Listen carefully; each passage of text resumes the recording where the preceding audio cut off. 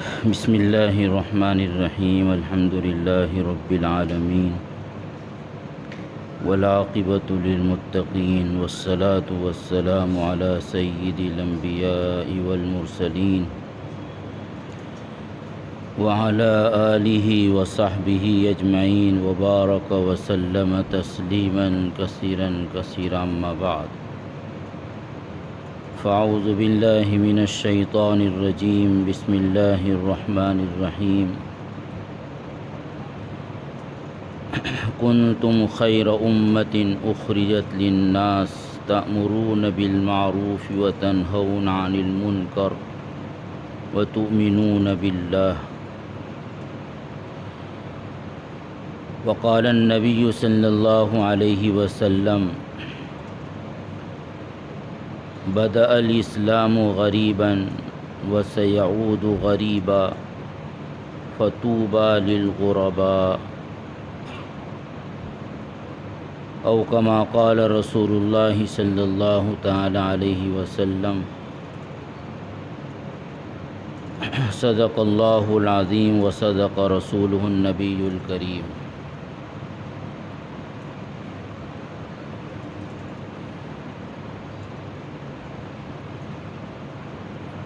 نبی کریم صلی اللہ علیہ وسلم کی سیرت ہمارے لیے اور پوری امت مسلمہ کے لیے قیامت تک کے لیے ایک بہترین اسوہ اور نمونہ ہے۔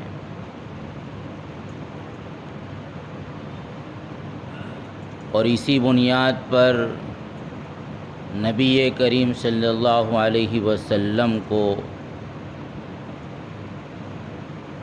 اپنی 23 سالہ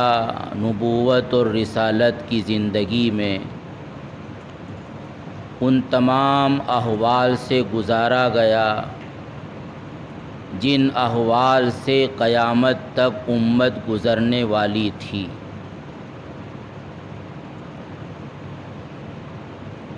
اس لیے قیامت تک آنے والا کوئی زمانہ ایسا نہیں ہو سکتا اور امت پر آنے والے احوال ایسے نہیں ہو سکتے کہ جن کے سلسلے میں نبی کریم صلی اللہ علیہ وسلم کی سیرت میں، آپ کی سنت میں ہمارے لیے رہنمائی موجود نہ ہو۔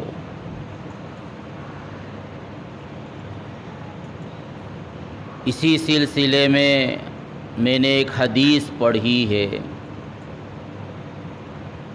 جس میں نبی کریم صلی اللہ علیہ وسلم فرماتے ہیں بدأ الاسلام غریبا، کہ اسلام کا آغاز اور اس کی شروعات وہ اجنبیت کے ماحول میں ہوئی ہے۔ وَسَيَعُودُ غَرِيبًا،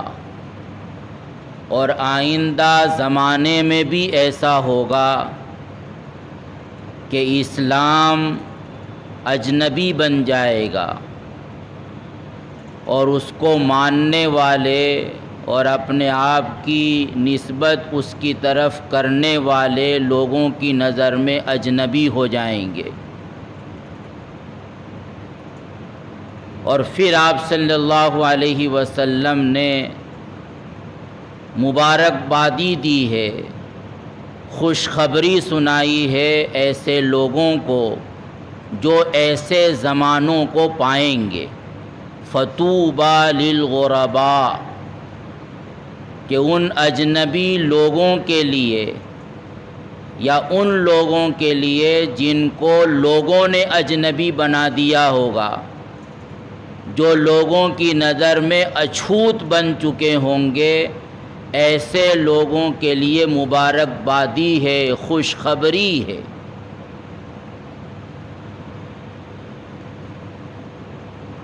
تو اللہ کے رسول صلی اللہ علیہ وسلم کی بات بظاہر مختصر سی ہے، لیکن امت کے لیے اللہ کے رسول کے ان دو جملوں میں بہت بڑی ہدایت بھی ہے، تسلی کا سامان بھی ہے، اور ان حالات میں کرنے اور نہ کرنے کے کاموں کی طرف اشارہ بھی ہے۔ اللہ کے رسول صلی اللہ علیہ وسلم یہ فرما رہے ہیں کہ جس وقت میں نے مکۃ المکرمہ میں اپنی نبوت و رسالت کا اعلان کیا تھا، اور اس اعلان کے بعد کچھ لوگوں نے لبیک کہا اور اس دعوت کو قبول کر لیا، اور اپنی پچھلی تمام تر زندگی کو پس پشت ڈال دیا، تو اس وقت کا ماحول کیا تھا؟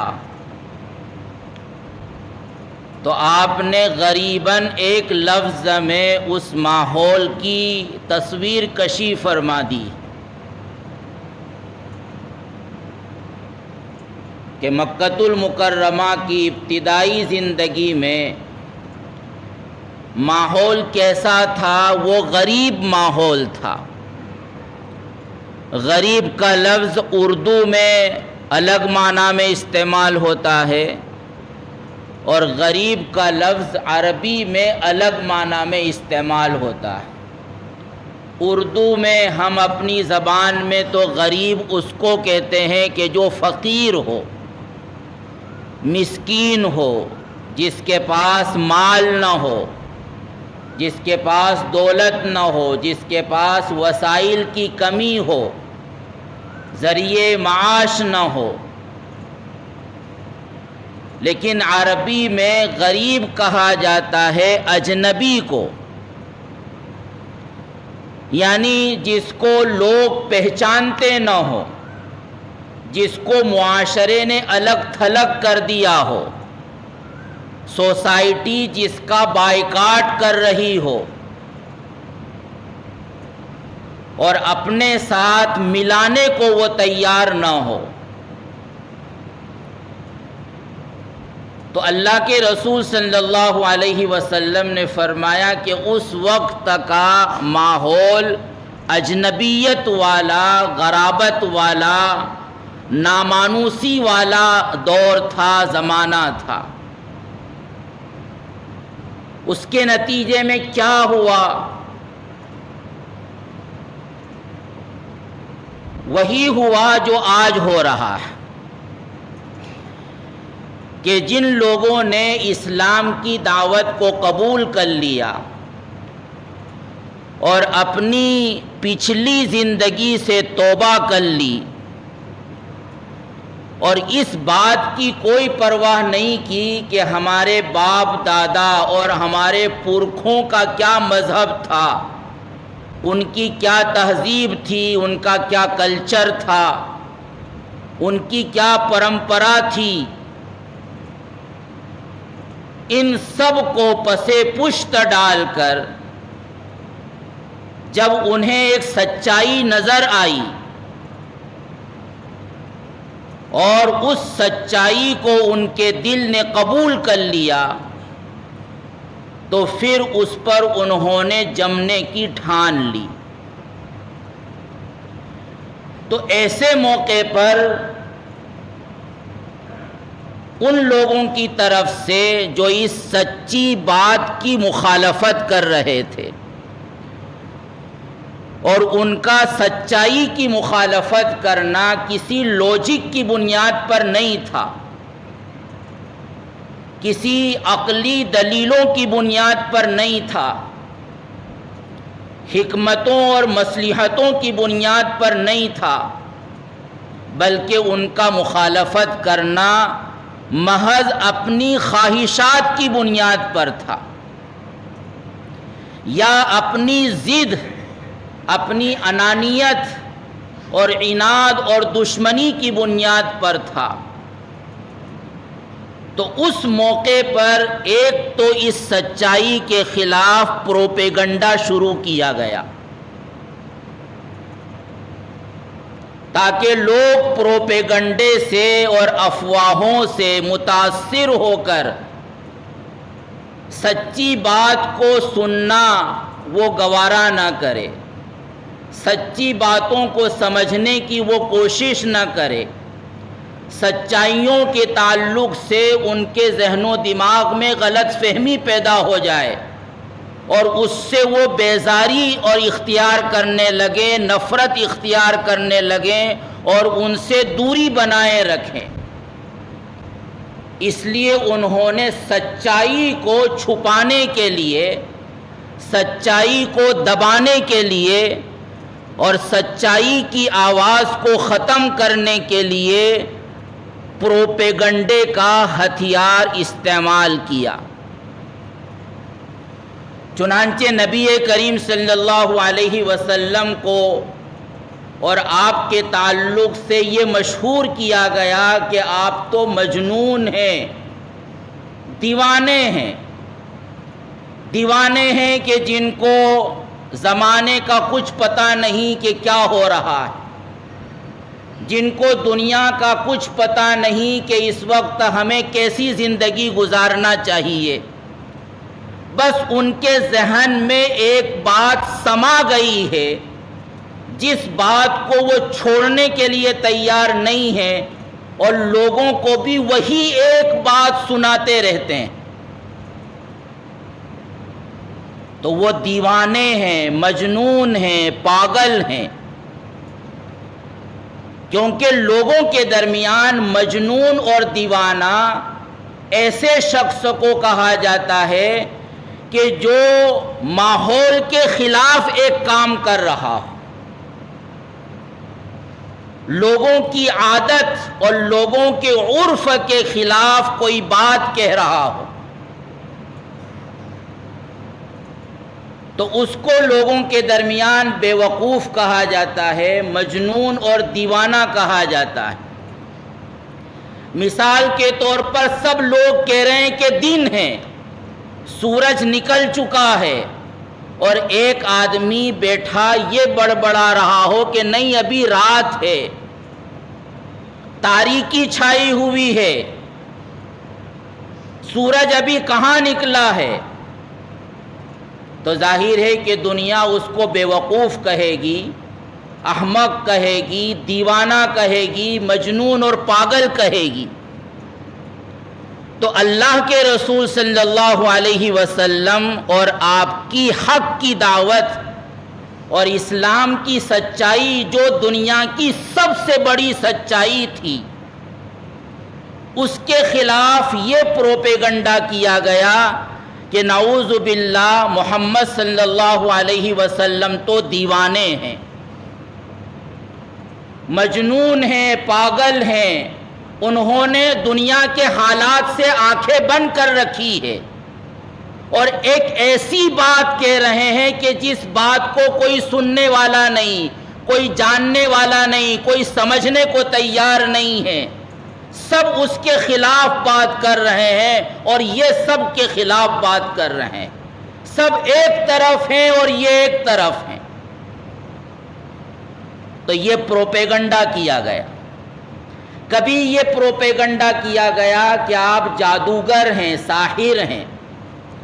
کہ اپنے جادو کے نتیجے میں لوگوں کو اپنا بنا لیتے ہیں، لوگوں کو دوسروں کے خلاف کر دیتے ہیں، اپنے جادو کے نتیجے میں بیٹے اور باپ کے درمیان تفریق کر دیتے ہیں، اپنی جادوئی زبان کے ذریعے وہ میاں بیوی کے درمیان تفریق اور جدائی کر دیتے ہیں، اور اپنے جادو کے نتیجے میں ہر خاندان میں اور ہر گھر میں انہوں نے تفریق کر دی ہے، دشمنی پیدا کر دی۔ سچائی کے خلاف یہ پروپیگنڈا کیا گیا۔ کبھی یہ کہا گیا کہ آپ تو کاہن ہیں، کاہن۔ اس زمانے میں کاہن ایسے شخص کو کہتے تھے کہ جس کی دوستی شیاطین سے ہو، جناتوں سے ہو، اور جو باتیں ایک عام آدمی کو معلوم نہ ہو وہ شیاطین اور جناتوں کی مدد سے ان باتوں کو معلوم کر کے اور اس میں اپنا 10 جھوٹ ملا کر لوگوں کے درمیان بیان کرے، تو ایسے آدمی کو کاہن کہا جاتا تھا۔ اور کاہن سے لوگ اگرچہ اپنا کام تو نکلواتے تھے، لیکن کاہن کو معاشرے میں عزت کی نظر سے نہیں دیکھا جاتا تھا۔ تو یہ پروپیگنڈے تھے جو کیے گئے تاکہ حق کی آواز دب جائے، حق کی آواز کی اسپیڈ رک جائے اور حق کی آواز بلند نہ ہونے پائے۔ تو اس کے لیے انہوں نے یہ ہتھیار اختیار کیا، پروپیگنڈا کرنا۔ حتیٰ کہ جو لوگ حج کے زمانے میں مکۃ المکرمہ آتے تھے باہر سے، تو انہوں نے یہ انتظام کیا کہ مکہ کے راستوں پر اس طرح کے لوگوں کو بٹھا دیا تاکہ وہ ان کے کان پہلے سے بھر دیں اور مکہ آ کر اللہ کے رسول سے نہ ملیں اور نہ ان کی باتوں کو سنیں۔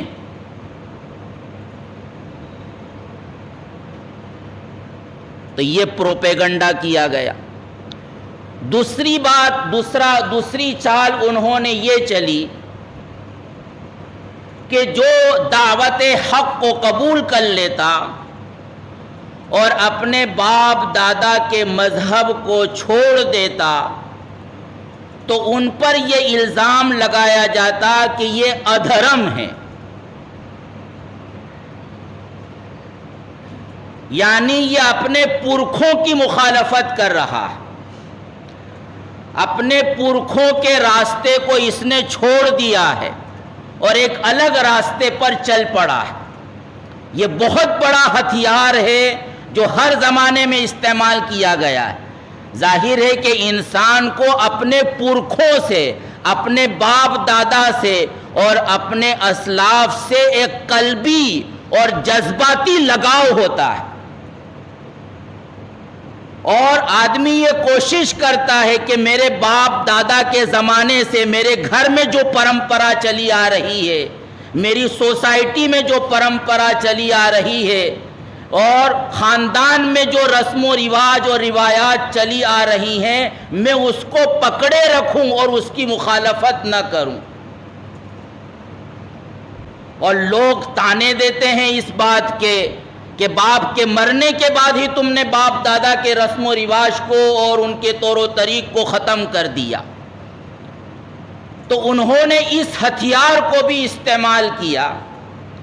اور جو بھی اسلام قبول کر لیتا اور اللہ کے رسول صلی اللہ علیہ وسلم کی دعوت کو قبول کر لیتا تو ان پر یہ الزام لگایا جاتا کہ یہ اپنے پرکھوں کے راستے سے ہٹ چکے ہیں اور گویا اپنے ملک کی پرمپرا کو یہ چھوڑ چکے ہیں۔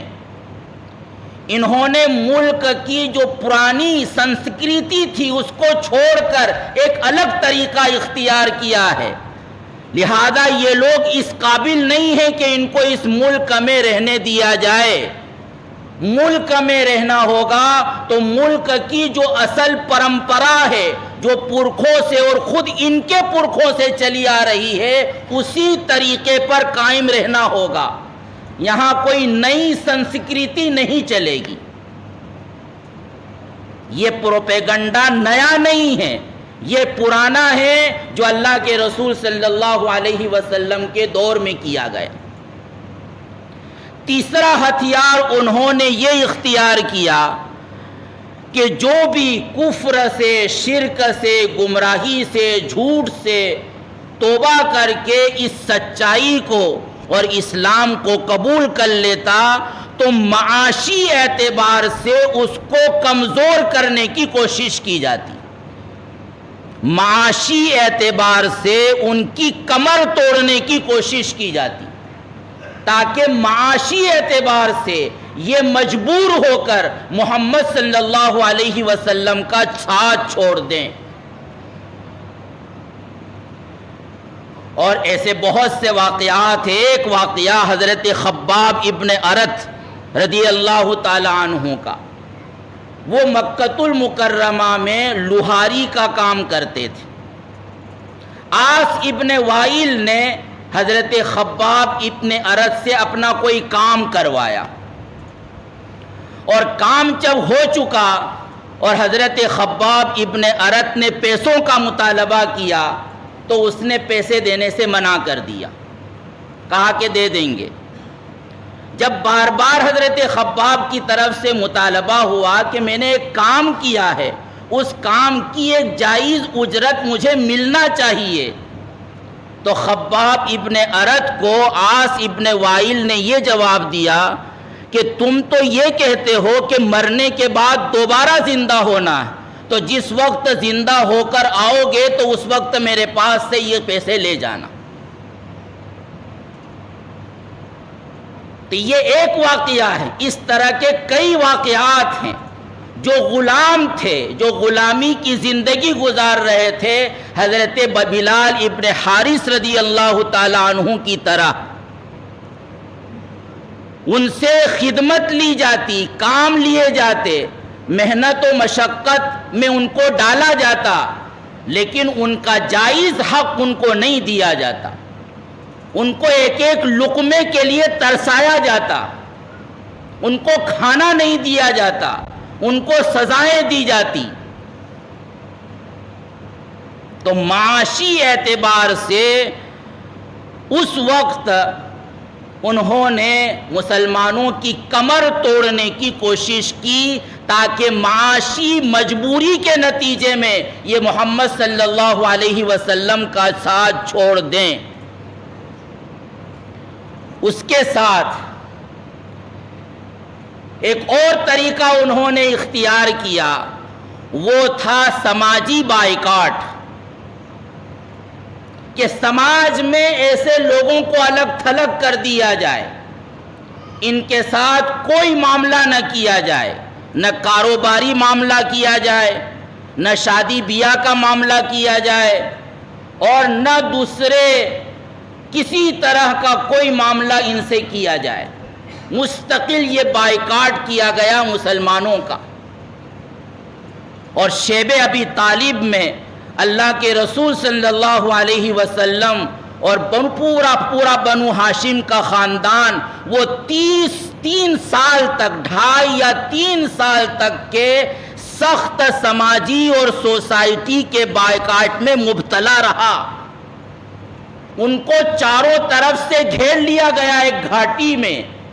کہ کھانے کی کوئی چیز اندر نہ جانا چاہیے،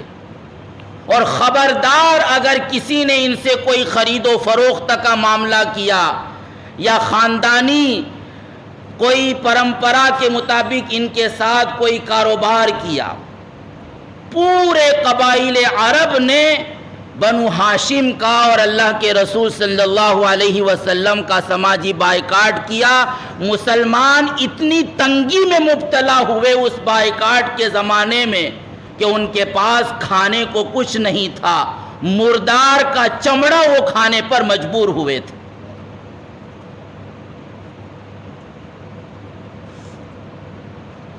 تو یہ جو ہتھ کنڈے حق اور دین حق کے خلاف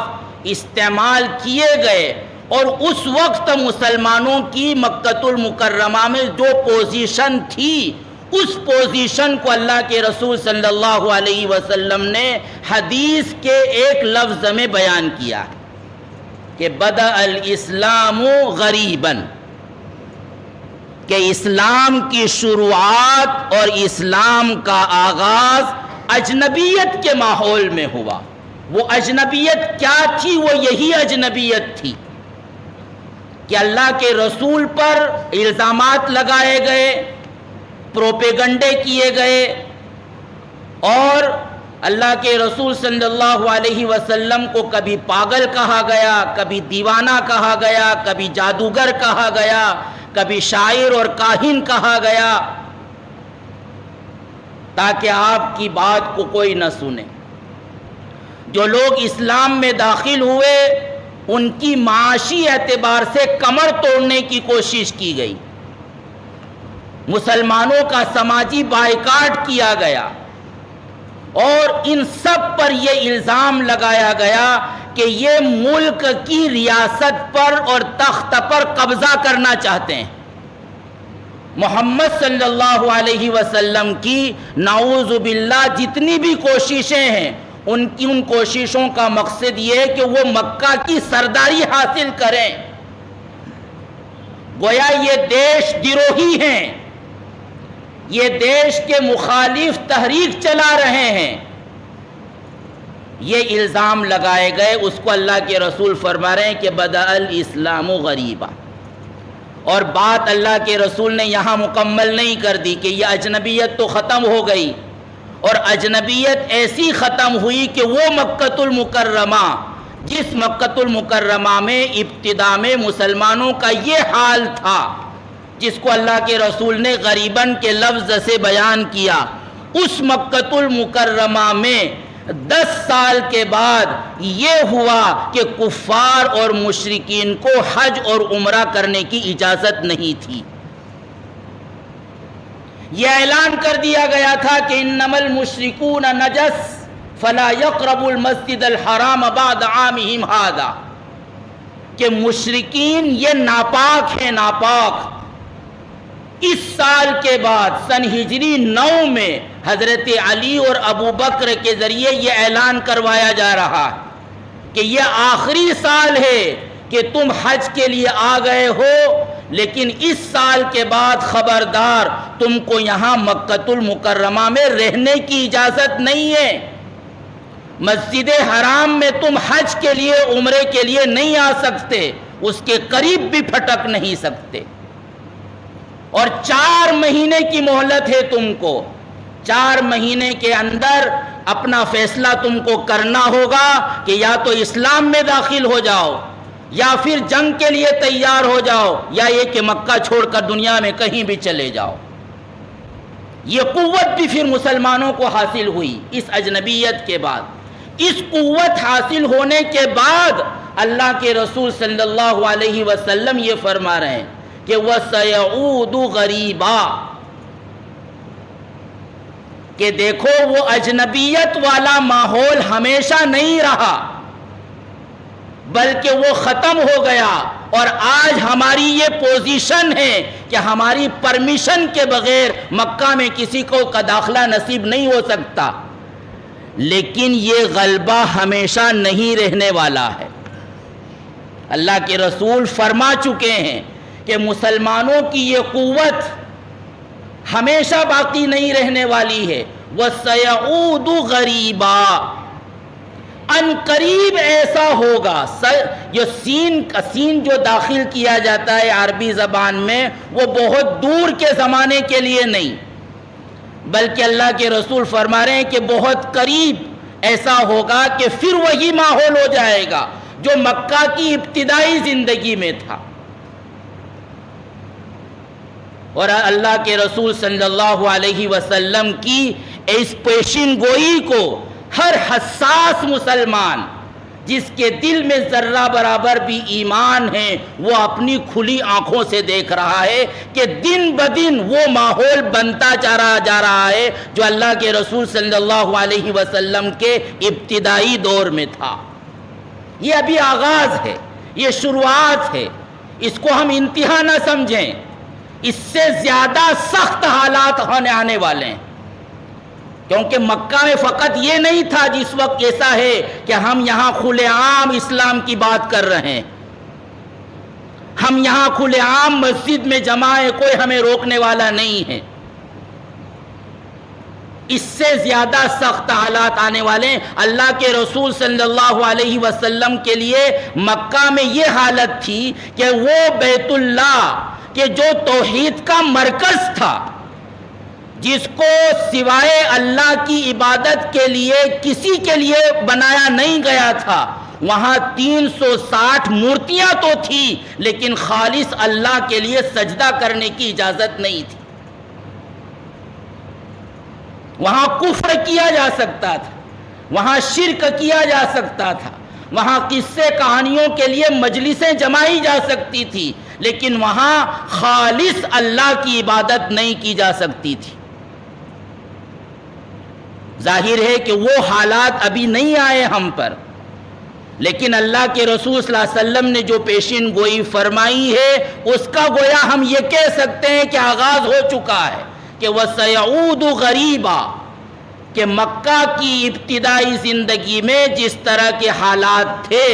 اور ان حالات سے نکال کر اللہ تبارک و تعالیٰ نے آج ہمیں یہ شان و شوکت اور قوت و طاقت اور اقتدار عطا کیا ہے، لیکن عنقریب ایسا زمانہ آئے گا کہ پھر مسلمان اسی طرح کی پوزیشن میں پہنچ جائیں گے،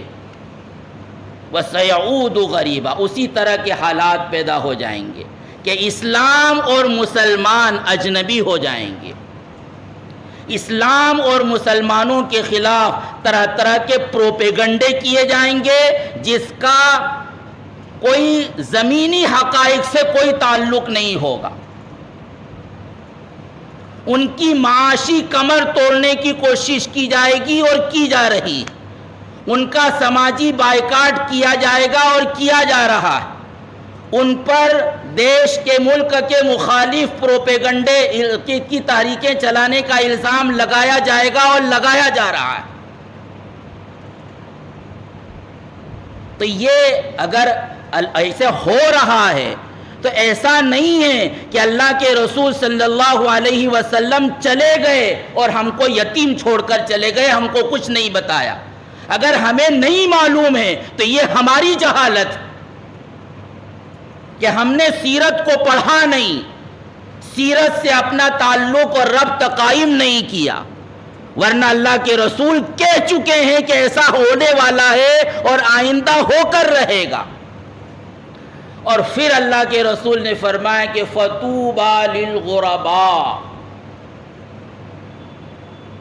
کہ اس زمانے کو جو لوگ پائیں گے، چل رہی ہے گھڑی بند ہے، تو اس زمانے کے تعلق سے اللہ کے رسول نے فرمایا کہ جو اس اجنبیت والا ماحول پائیں گے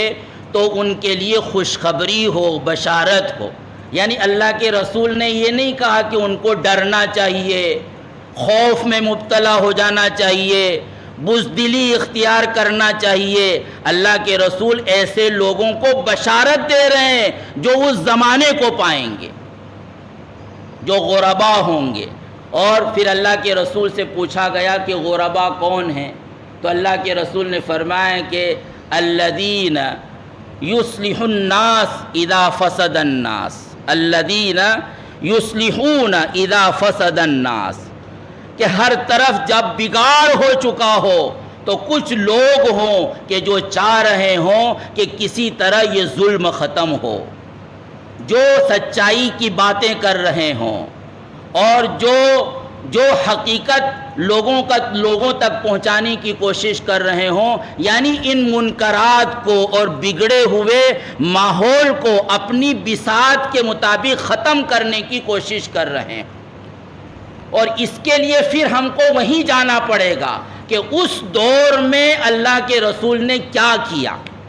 اور اس دور میں صحابہ سے اللہ کے رسول نے کیا کروایا۔ ظاہر ہے کہ وہی آج بھی ہمارے لیے اس وقت کا نمونہ۔ انشاءاللہ کسی اور مجلس میں اس کی تفصیل عرض کی جائے گی۔ اللہ تعالی ہم سب کو دین سے وابستہ رکھے، ہماری نسلوں کو بھی دین سے وابستہ رکھیں، اور اللہ تعالی ہم سب کے لیے دین پر چلنا، اس پر قائم رہنا آسان فرمائے۔ آمین۔ وآخر دعوانا الحمدللہ رب العالمین۔